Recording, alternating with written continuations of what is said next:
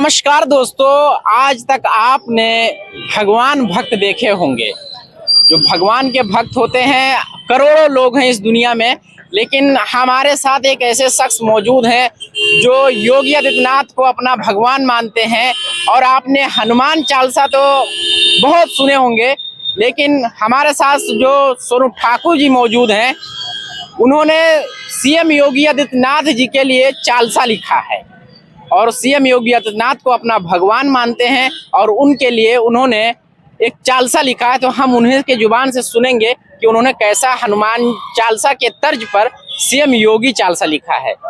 तो सर नमस्कार, स्वागत है हमारे चैनल पे आपका। तो आप हमारे दर्शकों को बताएं कि आपने योगी जी को ही अपना भगवान मान लिया?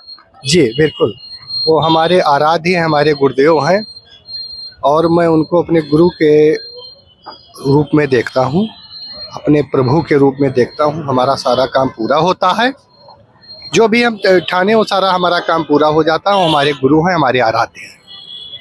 लेकिन एक रिस्पेक्ट होता है कि एक अवतार बना लेना, वो आपको समझ में नहीं आया। देखिए, गुरु ब्रह्मा गुरु विष्णु गुरु देव महेश्वरा, हाँ। गुरु का दर्जा भगवान से भी बड़ा होता है, तो ये हमारे गुरु हैं, इसीलिए मैं उनको पूछता हूँ। तो आपने चालीसा लिखा, थोड़ा आप सुनाए कुछ। हाँ बिल्कुल, बहुत अच्छा। जय हो योगी आदित्यनाथ, बाबा योगी आदित्यनाथ। जय हो योगी आदित्यनाथ, बाबा योगी आदित्यनाथ। हर हिंदू करेला जय जयकार। जय हो योगी आदित्यनाथ, बाबा योगी आदित्यनाथ। आप यूपी बिहार किसान, हिंदुत्व के बाटे पहचान। जय के गुरु अवेदनाथ। जय हो योगी आदित्यनाथ, बाबा योगी आदित्यनाथ। तो आपने ये चालीसा योगी जी के लिखे, तो योगी जी को पता चला?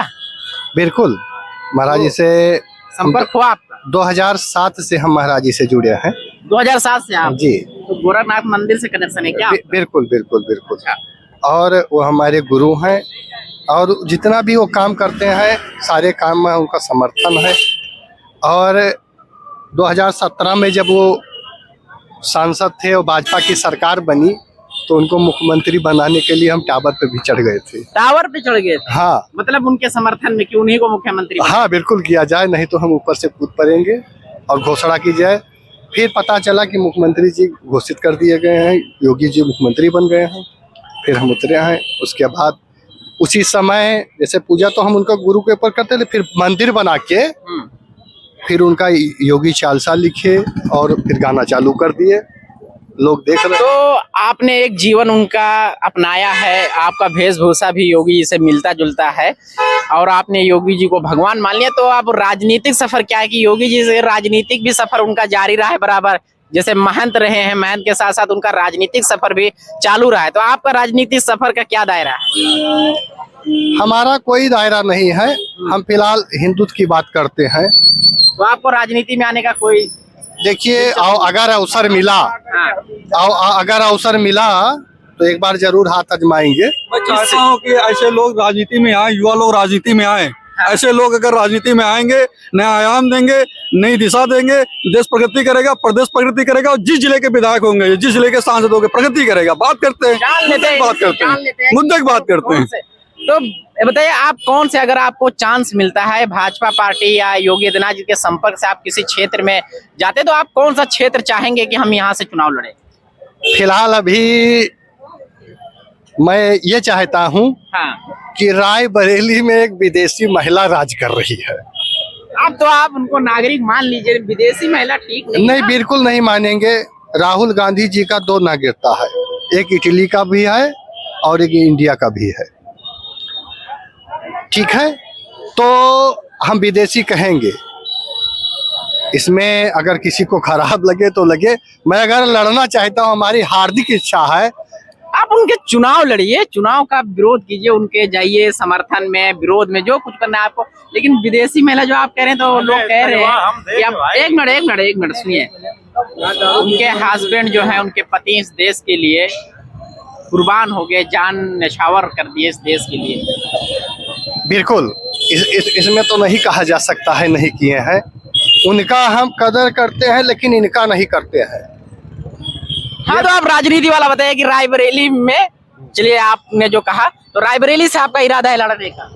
अभी फिलहाल नहीं, हमको सेवा करने का इरादा है, लड़ने का कोई इरादा नहीं है। अरे चुनाव तो लड़ेंगे तभी तो सेवा करेंगे। अगर बता रहे हैं हाँ, लड़के सेवा करने में, वैसे भी तो सेवा करने में अवसर मिलता है, वैसे करेंगे। हाँ। और अगर बीजेपी मौका देती है सेवा करने की तो जरूर सेवा करेंगे। तो सर 2024 में जो एक इंडिया अलायंस है और नरेंद्र मोदी जी तीसरी बार चुनाव के मैदान में बरकरार हैं, तो कैसे देखते हैं इन सारे चीजों को? बताइए, इंडिया गठबंधन में ही डॉट डॉट डॉट लिखा है, सारे अक्षर अलग अलग हैं, तो गठबंधन बीजेपी ने बाद में लगाया, बीजेपी ने इंडिया अलायंस ने डॉट नहीं लगाया था पहले, नहीं, डॉट डॉट डॉट लिखा है, वो बाद में बीजेपी ने डॉट डॉट किया है। बीजेपी काहे कर सकते हैं? ने उसमें कहा, जैसे आपका नाम में हम आपका नाम ये है तो हम डॉट डॉट काहे अलायंस ने ये बात कही थी कि जब हम इंडिया रखेंगे तो उसमें बीजेपी वाले कुछ ना कुछ करेंगे। बाद में उन्होंने कहा कि हम भारत जोड़ो यात्रा का भी इसमें वो कर देंगे कि भारत इंडिया अलायंस का बहुत विरोध हुआ इंडिया नाम से। खैर, डांट डांट तो बीजेपी ने लगाया, लेकिन वो सब छोड़िए, जो अभी अलायंस है, चलिए इंडिया छोड़ दीजिए, अलायंस ही ले लीजिए। और 2024 में नरेंद्र मोदी को क्या ये अलायंस फेस कर पाएगी? बिल्कुल नहीं कर पाएगी भाई, कैसे कर पाएगी आप बताइए? कहाँ आप राहुल गांधी से उनकी तुलना कर रहे हैं? सुनिए मेरी बात, राहुल गांधी को कांग्रेस युवराज बना रही है, लेकिन उनको ऐसे पिटारे में बंद कर, जैसे जो सांप होता है ना, बंगाली लोग दिखाने आते हैं तो बिना दांत का सांप होता है वो, उसी तरीके से इनको युवराज कहा जाता है, बिना दांत का सांप। राहुल गांधी को गांधी सरनेम देके उनके पीछे अड़गे खड़गे फड़गे सब पीछे चल रहे हैं। कहाँ वोट मिलेगा भाई? कहाँ से आप बता रहे, कहाँ से कोई जीत रहा है? आप लखनऊ रख लीजिए,